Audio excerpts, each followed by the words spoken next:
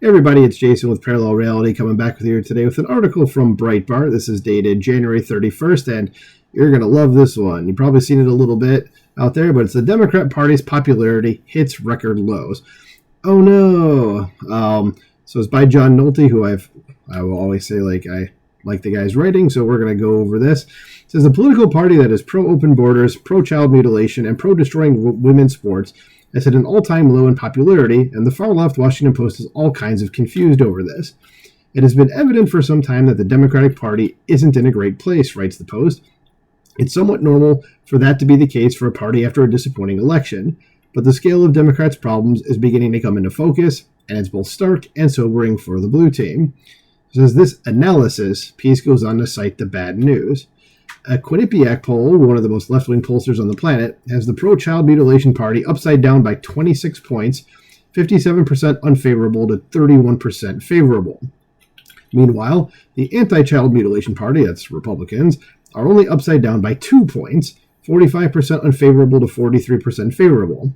Oh, and that 43% favorable is the highest the GOP has ever hit in this particular poll. So doing good, guys. Keep it up. There's a poll from CNN, the most leftist pollster not named Quinnipiac, shows the pro-let violent illegals take over apartment complexes party hitting a record low of 33% favorable. So that's 4 points lower than in any CNN poll since 2006, reports the Post. And if you expand the data set to earlier CNN, USA Today, and Gallup polls, it's the party's worst since at least 1992. It says, per the CNN poll, nearly 6 in 10 Democratic-leaning voters say the party needs either major changes or to be completely reformed. It says, now we get to my favorite part in this inane analysis. That's the author speaking, not moi. There's two things that are compounding problems for Democrats. One is that they seem to have considerably less fight in them or leadership than they did after the 2016 election. The second is that the Republican Party, having made significant gains with groups like Hispanic voters in 2024, is suddenly looking like a more viable option for voters. It says, yeah, Democrats don't have enough fight in them. That's the problem. Obviously, they need to call Trump a Nazi more often and block every popular program President Trump ran on, even though Democrats ran on many of those exact same programs pre-Obama. Yeah, you can go look that stuff up. And you can hear, even the open borders people now, like Chuck Schumer and stuff like that. You can find video of him just from, 10 or even 15 years ago saying the borders need to be closed. Obama said that too. Biden said that. They all did. So, side note, if this were an analysis piece about record low ratings for the Republican Party, the far left Post would argue that the GOP must compromise more with Democrats, not fight more. It says the second one about Republicans making significant gains with groups like Hispanic voters is especially stupid because that's not a problem, right? Yeah, why would it be a problem if you're making inroads with a specific group of people? It says rather that's a symptom of a problem, but the Post is scared to reveal. It says, you see, the Post is beholden to its left-wing subscriber base, which means it can't tell certain truths without facing a subscriber backlash, which is why this analysis sucks. A professional piece of analysis would explain why Democrats are losing groups like Hispanic voters. But when you are a discredited former newspaper losing $100 million per year, no humiliation is too small to hold on to your rabid left-wing subscribers. Democrats are losing black men because Democrats hate men almost as much as they hate masculinity. Democrats are losing Hispanics because Hispanic voters, are citizens no different than any other citizen and disgusted with the open borders the stupid Democrat Party was sure they would embrace.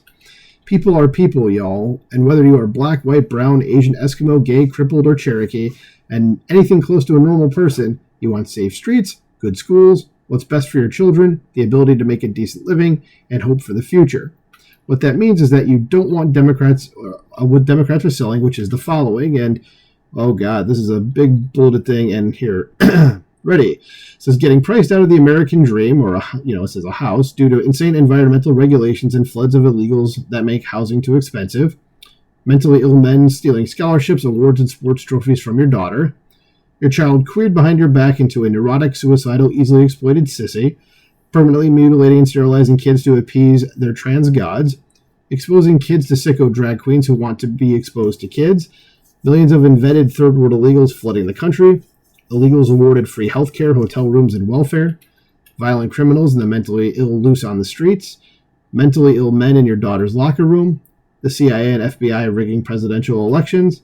Legal taxpayer-funded abortion until birth.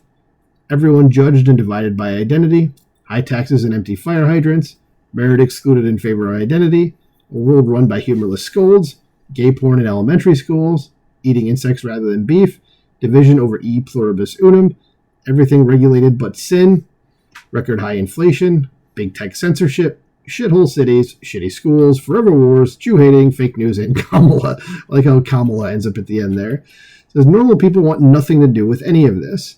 Nevertheless, in an effort to build a coalition based on identity politics, the Democrat Party embraced that list of madness while its regime media propagandized that madness as democracy, and Hollywood tried to rewire human nature into buying that madness as normal. The problem with identity politics is that you must build a majority coalition out of people's differences, or shallow differences like skin color, when Americans have so much in common. It works like this. If you try to please the sexual fetishists, you lose Hispanic Catholics. If you try to please the open border loons, you lose those most impacted by the flood of unvetted humanity. If you try to please the anti-Semites, you lose the Jews. If you please the teachers union by closing the schools, you lose the moms.